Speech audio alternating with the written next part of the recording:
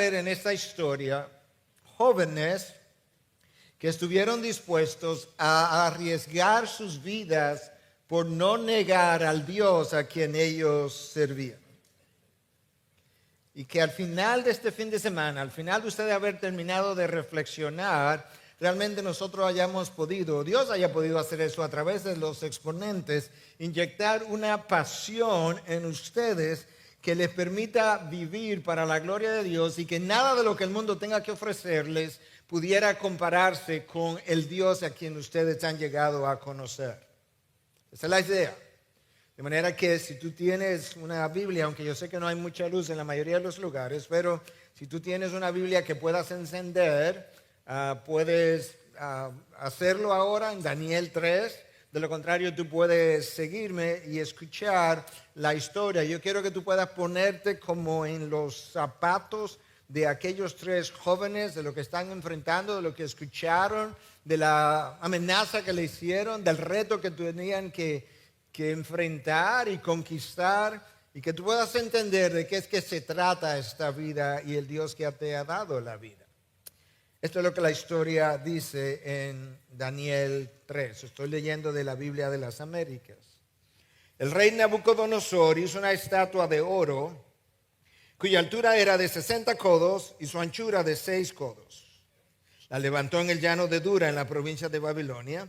Y el rey Nabucodonosor mandó reunir a los sátrapas, prefectos y gobernadores, los consejeros, tesoreros, jueces, magistrados y todos los gobernantes de las provincias para que vinieran a la dedicación de la estatua que el rey Nabucodonosor había levantado.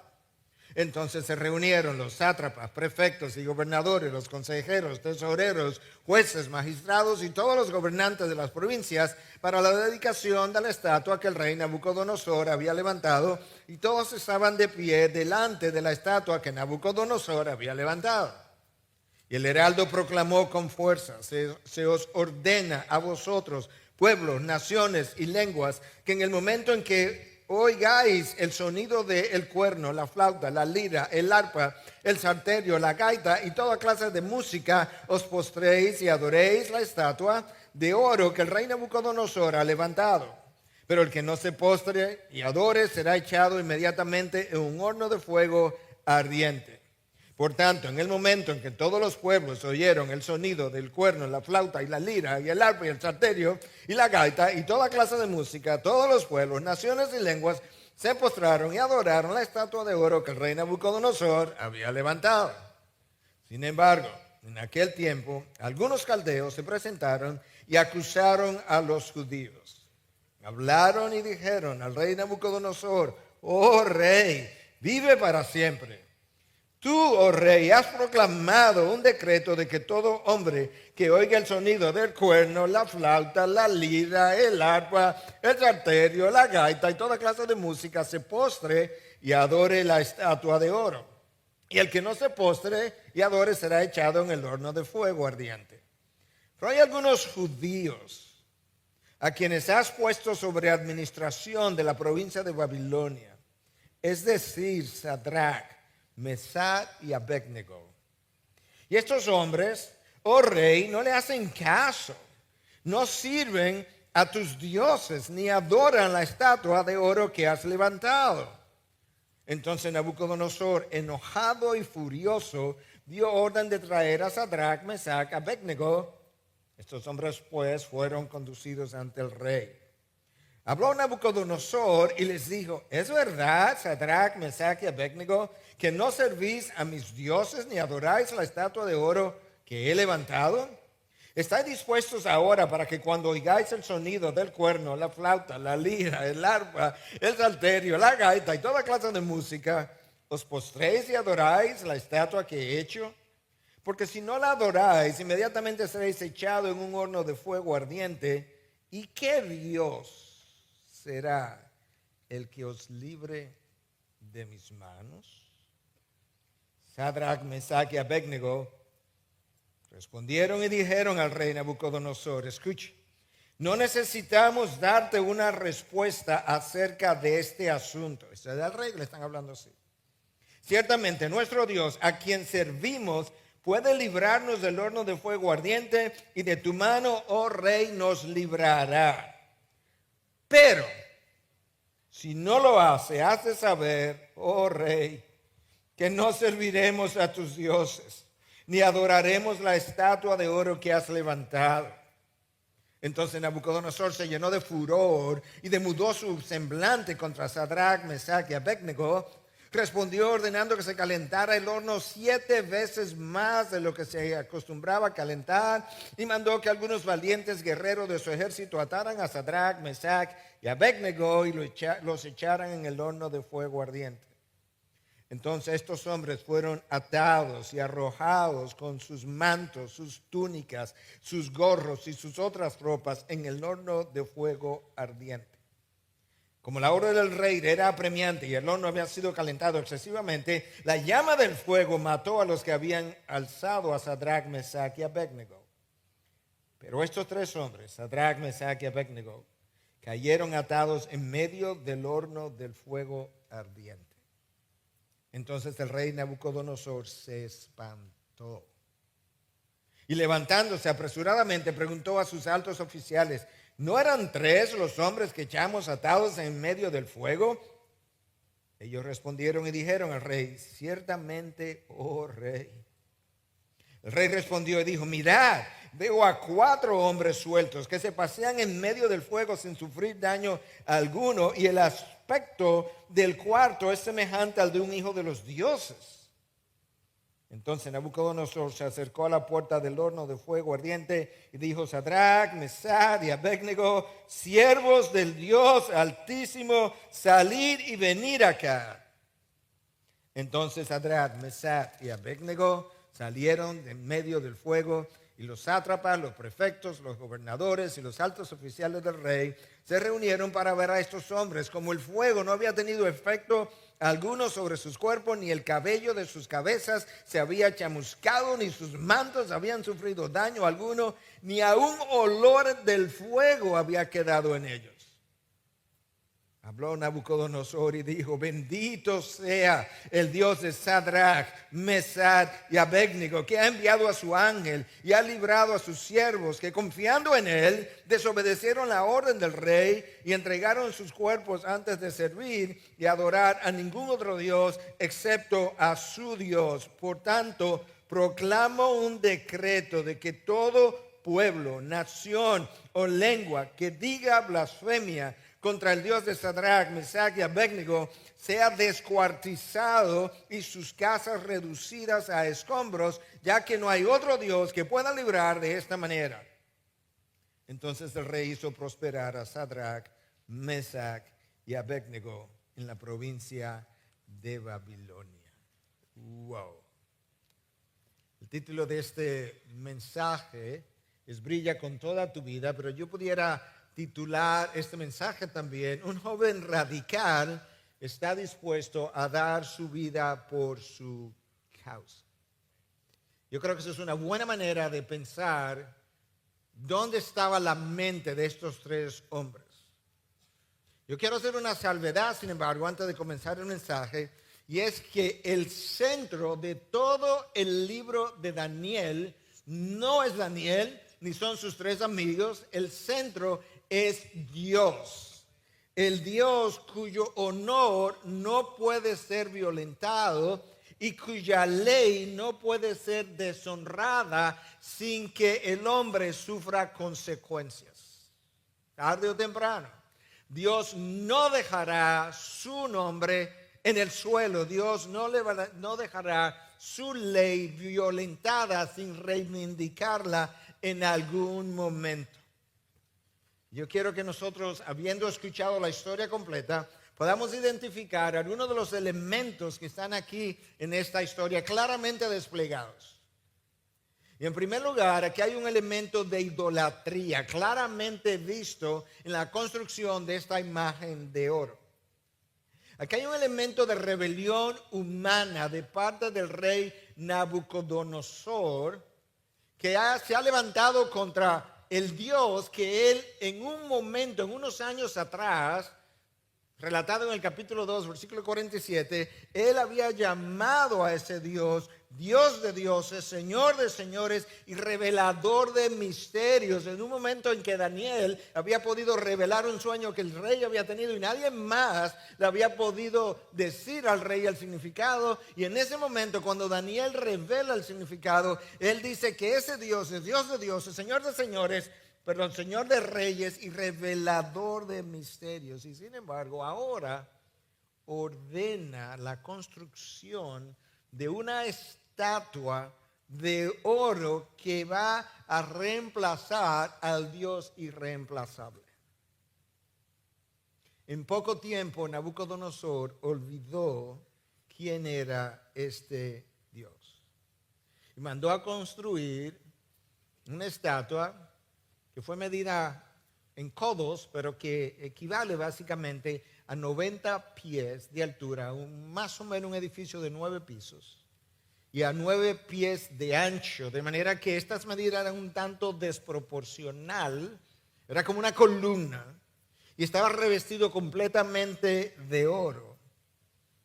Pero si tú lees el capítulo anterior, el rey había tenido un sueño donde había también una estatua con una cabeza, solamente la cabeza de oro, y esa cabeza representaba al rey o el reinado de Babilonia encabezado por Nabucodonosor, pero ahora esta estatua es completamente recubierta de oro, de manera que algunos piensan que Nabucodonosor se llenó de orgullo y que esta estatua, que antes solamente tenía la cabeza de oro y que lo representaba a él en el sueño, ahora él quería una estatua que fuera completamente de oro, de tal forma que él pudiera sentirse aún mucho más honrado. De manera que tú puedes ver aquí que hay un elemento de egocentrismo. El rey solamente pensaba en él.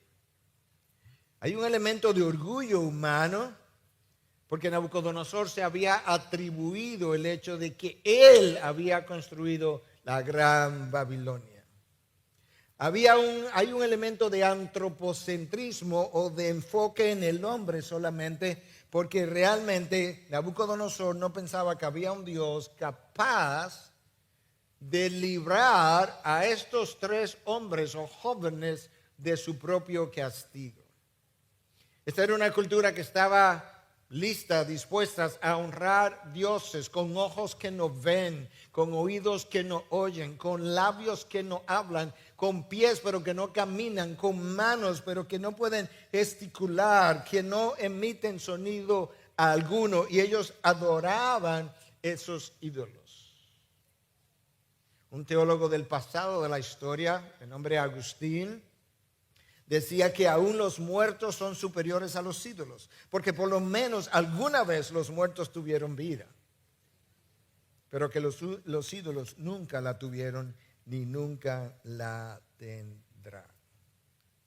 De manera que en este pasaje, en esta historia, nosotros vimos que hay un elemento de idolatría en el hombre, y habla también de la rebelión humana que vemos en Nabucodonosor, que después de haber reconocido a este Dios de Dios y Señor de señores, ahora está tratando de sustituirlo.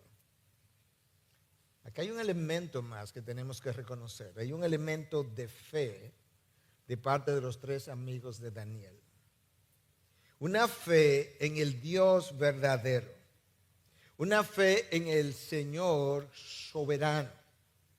Una fe en el creador del cielo y de la tierra, y una fe en el dador de la vida. Ese es el Dios que está en los cielos, a quien el salmista se refiere en el Salmo 115 cuando dice que nuestro Dios está en los cielos y que Él hace lo que le place, que está por encima de toda su creación, el Dios que está por encima de toda autoridad humana, que está por encima de todos los ángeles, el Dios que está por encima de todo principado, dominio y potestad, el Dios que gobierna el universo y que hace lo que le place. Y esa clase de fe nosotros la vemos en estos 3 amigos de Daniel, cuya fe en ese Dios altísimo, cuya fe en ese Dios creador es tal que no se quiebra ante la amenaza de que ellos podían ser echados en el horno de fuego, sino que al contrario, su fe se fortalece, se crece y le responden al rey sabiendo que nuestro Dios es soberano. Ahora, ¿dónde tú ves la soberanía de Dios en esta historia? Número uno, soberanía tiene que ver con el hecho de que Dios hace lo que le place, permite lo que Él entiende tiene propósito, trae a la vida tuya lo que Él entiende debe traer y que tú y yo necesitamos, que gobierna todo lo que ocurre, que nada ocurre sin su consentimiento. Y tú puedes ver esa soberanía de dos maneras. En primer lugar, Él permite que estos tres jóvenes sean echados en el horno de fuego sin haberle dado garantía de que yo te voy a salvar. En ningún momento en la historia tú escuchas que Dios le dice, Mesac, Medrach y Abednego, Sadrach, Mesach y Abednego, no se preocupen, dejen que lo tiren, que yo lo voy a salvar. Soberanamente Dios permite que tal cosa ocurra, pero de esa misma manera, soberanamente Dios hace que en medio del fuego, a pesar de que fueron echados con todo y gorros y túnicas y todo tipo de ropa, nada se consumiera, incluyendo, dice el texto, ni siquiera una hebra de sus cabellos, y que al salir ni siquiera olieran a fuego. Y yo creo que esta es una de las ocasiones donde Dios nos deja ver que su presencia se hace evidente en la vida de sus hijos, sobre todo y especialmente en las peores circunstancias. Yo creo que eso está claro.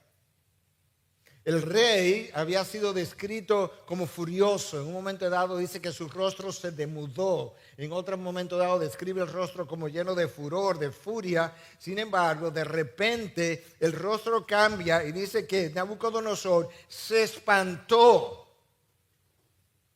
Ya no está furioso, ya su rostro no está demudado, ahora su rostro está como, ¿qué? Porque él sabe que han echado a 3 hombres en este horno, que lo han calentado 7 veces más de lo usual. Es una forma de decir que lo calentaron de sobremanera. Y que ahora de repente hay otro ser dentro del fuego caminando con ellos y lo tiraron atados.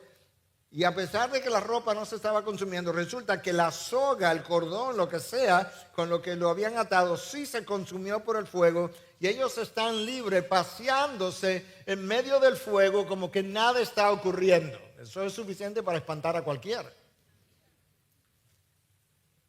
Algunos piensan que este era Cristo mismo en una forma preencarnada. La mayoría, sin embargo, piensa que no, que esto fue lo que dice, como un ser angelical. Y lo que ocurre aquí es que el rey manda a buscar a los sátrapas, a los prefectos, los gobernadores, los consejeros, los tesoreros, los jueces, los magistrados y todos los gobernantes de las provincias. Porque la idea había sido originalmente que cuando sonara la lira y la flauta y todos estos instrumentos que yo te describí, el arpa y el cuerno y el salterio y la gaita, que cada cual se postrara ante esta estatua. Y tan pronto la orden y la música sonó, todo el mundo se postró, pero estos 3 jóvenes decidieron no hacerlo. El rey inicialmente no podía creer que estos jóvenes sumisos, humildes, que se habían portado bien, habían sido buenos administradores, pudieran desafiar su orden. Y es por eso que su rostro es descrito como enojado y furioso. Y cuando ellos vienen delante del rey, dice el versículo 14, que habló Nabucodonosor y le dijo, ¿es verdad? Él no lo podía creer. Sadrach, Mesach y Abednego, que no servís a mis dioses ni adoráis la estatua de oro que he levantado. Si no adoráis la estatua, inmediatamente seréis echados en un horno de fuego. ¿Y qué Dios? Escucha esta pregunta. ¿Y qué Dios será el que os libre de mis manos? En otras palabras, yo, Nabucodonosor, he sido tan encumbrado que yo he dado un decreto, yo he emitido un decreto de que si alguien desobedece mi ley, sean echados en el horno de fuego. Y yo quiero saber ¿qué Dios tú crees que existe que será capaz de hacerte salir, preservar de un horno como el que nosotros hemos construido? Y estos jóvenes decidieron no postrarse ante la estatua. Ellos fueron tentados a postrarse delante de la estatua. Quizás tú nunca serás tentado a postrarte delante de algo así. Sin embargo, nosotros somos continuamente tentados a postrarnos y frecuentemente nos postramos delante de otros ídolos, distintos pero similares. Los mismos ídolos de siempre. El dinero, el sexo, la pornografía, la fama, el éxito, el poder, el prestigio, el buen nombre, la prosperidad, una buena posición, el placer. Todos esos son dioses. ¿Y qué Dios será el que os libre de mis manos? Dice Nabucodonosor. Esa pregunta refleja su orgullo, su arrogancia, lo centrado en sí mismo que él estaba. Él había olvidado ya que había llamado a ese Dios, Dios de dioses, Señor de reyes y revelador de misterios. Y la amenaza de no postrarse, o la tentación de postrarse ante la estatua, llegó con una amenaza de ser tirado al horno de fuego. Pero había un problema. Y es que la orden violaba el segundo mandamiento de la ley de Dios, que prohíbe hacerte imágenes de ídolos para que luego tú termines adorándolo. Había un pequeño problemita. Estaba la ley de Nabucodonosor y estaba la ley de Dios. Sin lugar a dudas, Satanás estaba detrás de la tentación. Y yo no sé de qué manera tú estás siendo tentado hoy, pero nosotros somos tentados de alguna manera prácticamente todos los días y a veces varias veces al día. Si no, revisa tu pensamiento. Revisa dónde estuviste anoche. En el sentido de qué estuviste viendo frente a una televisión, frente a una computadora, frente a redes sociales, con quién te estuviste comunicando, qué estuviste conversando. Todo eso son tentaciones y todo eso de una u otra manera son ídolos, como te voy a explicar en un momento lo que es un ídolo. Pero en este caso que estamos considerando, yo creo que algunos ante una tentación similar pudieron haber dicho, bueno, tú sabes, complace al rey ahora, tú sabes que ese ídolo no tiene vida, pero no lo hagan nunca más. Yo creo que otros probablemente hubiesen dicho, bueno, Dios sabe que lo voy a hacer solamente para preservar mi vida, pero en realidad eso no significa nada para mí. Quizás otros hubiesen dicho, bueno, realmente eso es un formalismo, me postro, total, yo no siento nada por esa estatua, me paro, preservé mi vida, cumplí con el rey. Sin embargo, estos jóvenes pensaron completamente distinto. Y quizás nosotros pensamos que nunca nos postraríamos ante dioses como esos. Pero déjame leerte esta cita para aquellos de ustedes que están en la universidad o van a entrar en la universidad. Este es un autor, me voy a economizar el nombre porque ustedes probablemente no le van a conocer, pero él está hablando de Pablo en un momento que visita la ciudad de Atenas. Y dice, uno podría imaginarse a Pablo decir algo como esto: hombres y mujeres de la universidad, yo veo que de todas formas ustedes son personas muy religiosas. Mientras caminé alrededor de la universidad, observé cuidadosamente sus objetos de adoración. Escucha. Vi un altar llamado La Cancha, donde muchos de ustedes adoran al Dios de los deportes. Yo vi el edificio de ciencia, donde muchos colocan su fe para la salvación de la humanidad. Me encontré con un altar dedicado a las artes, donde las expresiones artísticas y ejecuciones aparecen reinar de manera suprema sin responder a ningún poder superior. Yo caminé entre sus pasillos de residencia en las universidades que tienen residencia, donde los estudiantes duermen ahí. Entre sus pasillos de residencia y observé sus diosas sexuales en pósters y sus pirámides de latas de cerveza. Todavía caminé con algunos de ustedes y vi el vacío en sus ojos y sentí el dolor de sus corazones. Todavía percibí que en sus corazones existe otro altar, un altar al Dios desconocido que ustedes sospechan pudiera estar ahí.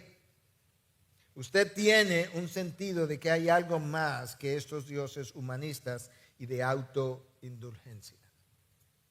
Y las grandes universidades del mundo, Harvard, Oxford, Yale, representan algunos de los centros de adoración más grandes de nuestros días. Allí se adora al Dios educación, al Dios éxito y a la diosa fama. El corazón idolátrico del hombre de los tiempos de Nabucodonosor no ha cambiado. Lo que ha cambiado simplemente son las formas de los dioses y los ídolos delante de los cuales nosotros nos postramos. ¿Tú quieres saber lo que es un ídolo? Escucha esta definición de un autor de apellido Pink. Un ídolo es cualquier cosa que desplaza a Dios en mi corazón. Piensa por un momento lo que te voy a leer. Porque hay cosas y personas que han desplazado a Dios de tu mente y de tu corazón de su primer lugar y que hoy están sentados en ese primer lugar. Puede ser algo sencillo, que no es pecaminoso en sí, pero que desplaza a Dios en mi corazón y que me absorbe. Si eso recibe el primer lugar de mis emociones y pensamientos, si eso recibe el primer lugar de mis emociones y pensamientos, eso se convierte en un ídolo. Esto puede ser mi negocio, un ser querido, quizás tu novio, quizás tu novia, quizás tus hijos, aquellos que en el día de mañana tengan hijos, o aún mi servicio para Cristo. Este púlpito puede ser mi ídolo, en la manera en que yo lo guardo y prevengo que otros puedan predicar y usarlo, y el celo que siento. Es cualquier cosa, cualquier persona. Escucha, es cualquier cosa o cualquier persona que compite con el señorío de Cristo en la práctica. Cualquier persona que me hace violentar la ley de Cristo, eso está compitiendo con su señorío. Eso es un ídolo, dice Pink. Dicho de otra manera, un ídolo es cualquier cosa, cualquier persona que comienza, esto es importante, que comienza a capturar la atención de nuestra mente, la atención de nuestro corazón y de nuestras emociones más que Dios. Cualquier cosa, cualquier persona que comienza a capturar la atención, la mera atención de mi mente, de mi corazón, de mis emociones, y que me hace violentar la ley de Dios, eso se ha convertido en un ídolo. Romanos 1:25, Pablo escribiendo, define un ídolo o el origen del ídolo cuando tú cambias la verdad que Dios ha revelado por la mentira. Eso no pasó en el caso de Sadrach, Mesach y Abednego, quienes respondieron al rey y dijeron: no necesitamos darte una respuesta en cuanto a este asunto. En cuanto a esto, decime, ¿vamos a postrar o no vamos a postrar? Tú sabes una cosa, tú no eres la última autoridad. Nosotros no tenemos que darte una respuesta, pero te vamos a dar una. Ciertamente nuestro Dios, a quien servimos, puede librarnos del horno del fuego. Tú dices, ¿qué Dios habrá en el universo que pudiera librarnos de mis manos? Déjame decirte, hay un Dios que puede. Y de tu mano, oh rey, nos librará. Wow. Eso es fe. Eso es creerle a Dios a pesar de las evidencias y las circunstancias, a pesar de la tentación. No necesitamos darte una respuesta acerca de este asunto. No respondemos a ti. Tú no eres la última autoridad. A quien tenemos que rendir cuenta, en último caso, es al Dios del cielo y de la tierra. Y cuando tú nos pides violar su ley para cumplir tu ley, nosotros resistimos. Eso es lo que significa brillar en medio de la oscuridad. Eso es lo que significa brillar en medio de esta sociedad corrupta, podrida, en este mundo que va a la deriva. Es que cuando tú te encuentras ante una tentación donde tú tienes que una de dos, o violar la ley de Dios para obedecer la ley de los hombres, o violar la ley de Dios al obedecer tus emociones y sentimientos, como decía el pastor Héctor en el tiempo de preguntas y respuestas, en cuanto a qué él le diría a Héctor mismo, estaba más joven, y es precisamente que no preste tanta atención a sus emociones y sentimientos, sino a lo que debe hacer. Esto fue lo que estos jóvenes hicieron. Nosotros no vamos a violar la ley de nuestro Dios. El rey Nabucodonosor, hay dos cosas que debes saber. La primera, nuestro Dios puede librarnos y de hecho nos va a librar. Nota la certeza, la creencia, la certidumbre con la que ellos expresan lo que va a ocurrir. Número dos, esto es todavía más importante que tú lo puedas entender. Porque ellos dijeron eso, pero ¿sabes qué? Aparentemente Dios no le había hablado de manera oral para garantizar que sus vidas serían preservadas por lo que sigue. De manera que eso te da una idea de cómo esta gente estaba brillando en medio de un imperio oscuro lleno de pecado. Pero si no lo hace, porque, o sea, ellos están diciendo, nosotros creemos que Él nos va a librar, pero puede ser que no.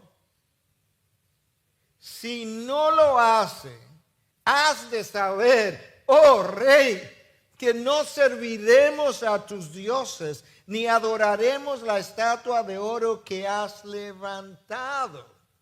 Nosotros tenemos la confianza de que nuestro Dios puede hacerlo. Es más, tenemos más confianza que eso. Tenemos la confianza de que nuestro Dios lo va a hacer. Pero déjame decirte algo más. Nuestra fe no está puesta en el milagro que va a ocurrir y que tú vas a ver. Nuestra fe está puesta en el Dios de los milagros, de tal manera que si Él no lo hace y nos deja arder, todavía nuestra fe permanecerá inquebrantable, porque es a Él a quien nosotros le creemos y no al milagro que tú quieres o pudieras ver. La fe verdadera crece a pesar de las circunstancias. La fe verdadera, independientemente de las circunstancias, se fortalece, es más, se fortalece por encima de las circunstancias y en especial, en este caso, por encima de las amenazas. Estos habían aprendido que ellos obedecían a honrar al Dios creador y sustentador, al Dios que da la vida, aunque eso implicara perder la vida. Ellos habían decidido honrar al Dios que da la vida, aunque implicara perderla, como hizo Cristo. Cristo honró a su Padre, el Dios que da la vida, aunque significó perder su vida. Esto representó un desafío a la autoridad de Nabucodonosor. Nabucodonosor reunió todos los oficiales, reunió toda la gente que representaba el poder en el imperio y ahora lo están haciendo pasar vergüenza. En primer lugar, desafiándolo y diciendo, nosotros no tenemos que darte ninguna respuesta, aunque tú tengas aquí a los gobernadores, a los preceptos, a los sátrapas, no nos importa quién esté, no tenemos que darte respuesta, pero te la vamos a dar. Es un desafío a la autoridad del rey. El rey se llenó de furor y demudó su semblante. Ellos son echados al fuego y ahora están caminando y están libres.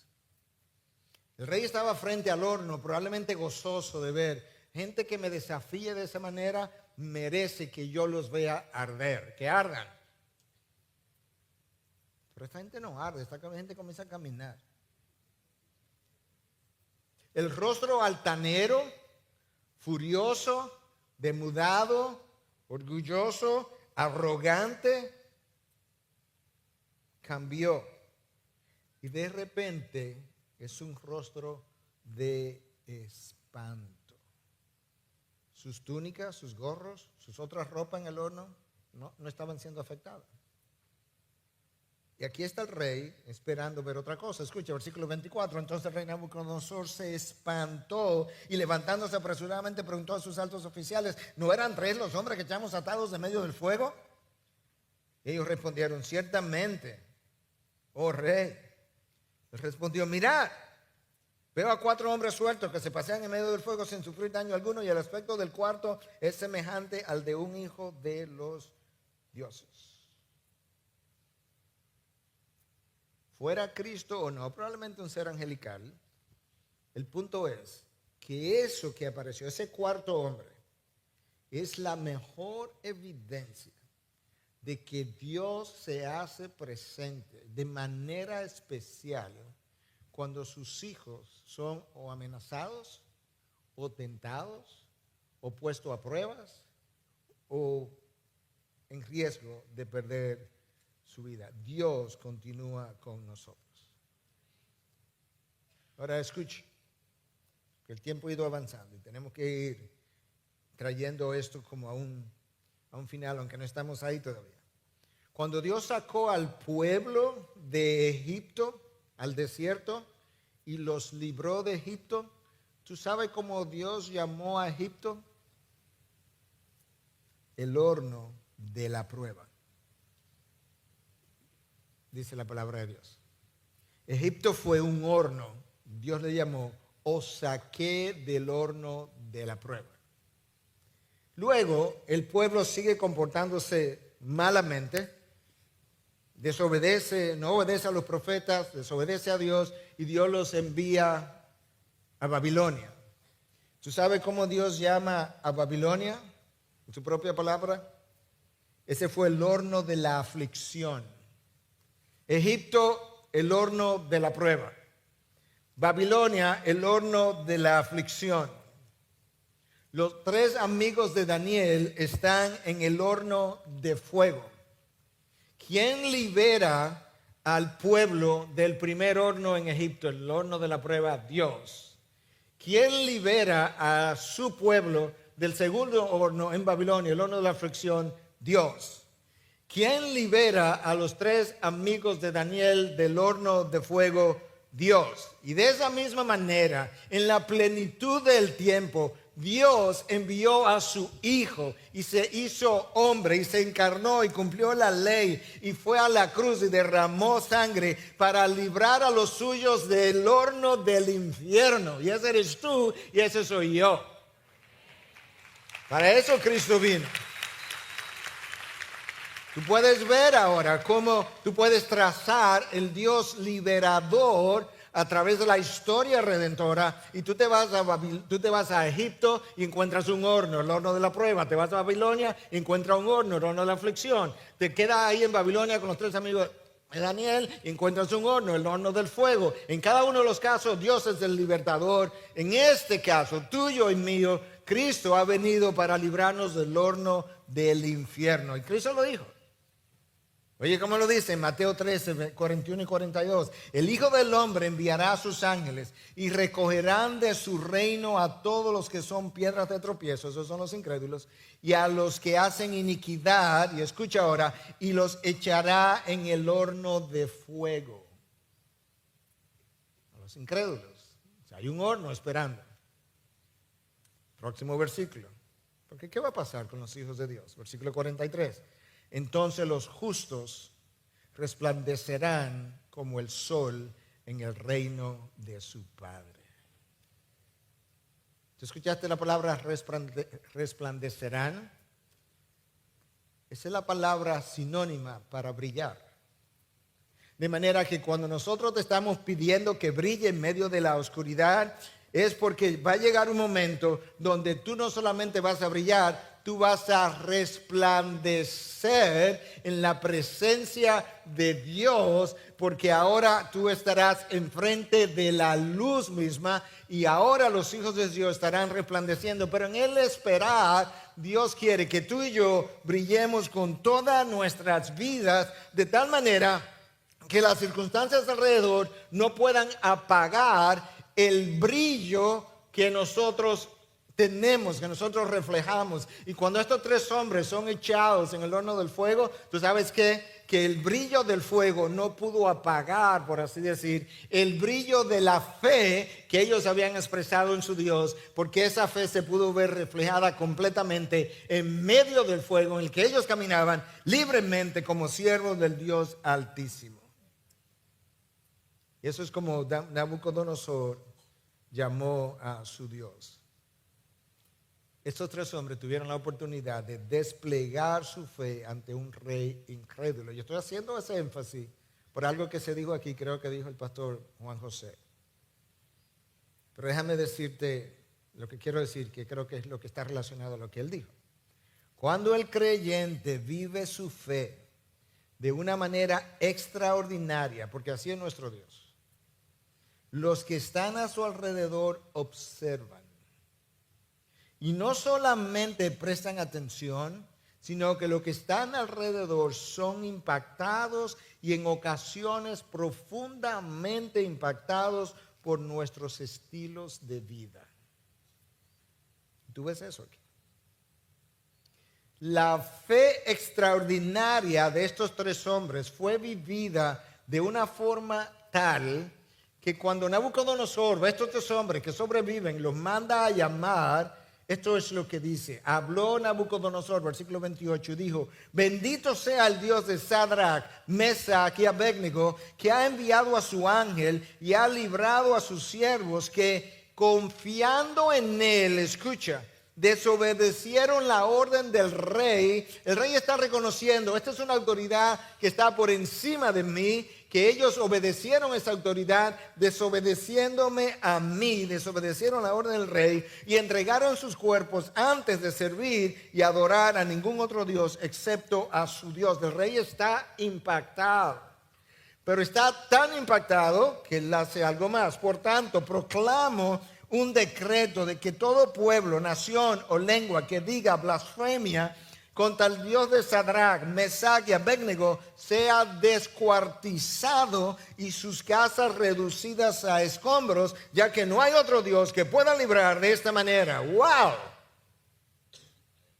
Este es el rey que había decretado que vamos a hacer una estatua de oro y todo el que no se postre delante de esa estatua de oro lo vamos a echar en un horno de fuego. Los tres amigos de Daniel, tres jóvenes, desobedecen al rey, lo echan al horno de fuego y de repente Dios los liberta. Y como ellos vivieron su fe extraordinaria en presencia del rey, el rey dice: yo voy a cambiar el decreto, ahora es otro decreto que vamos a dar.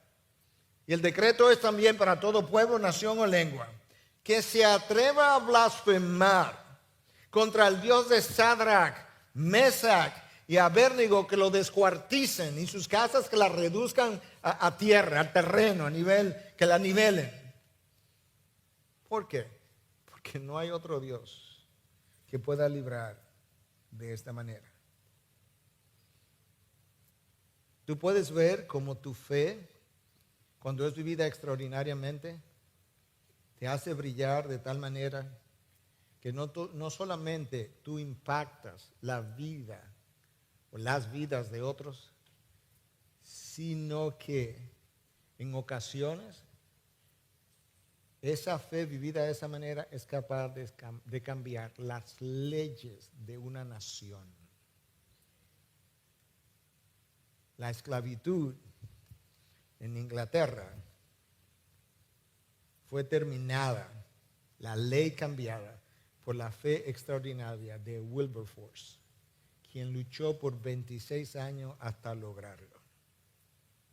El rey había proclamado que todo el mundo tenía que postrarse delante de la estatua. Ahora proclama que el que blasfeme al Dios de estos tres hombres sea descuartizado.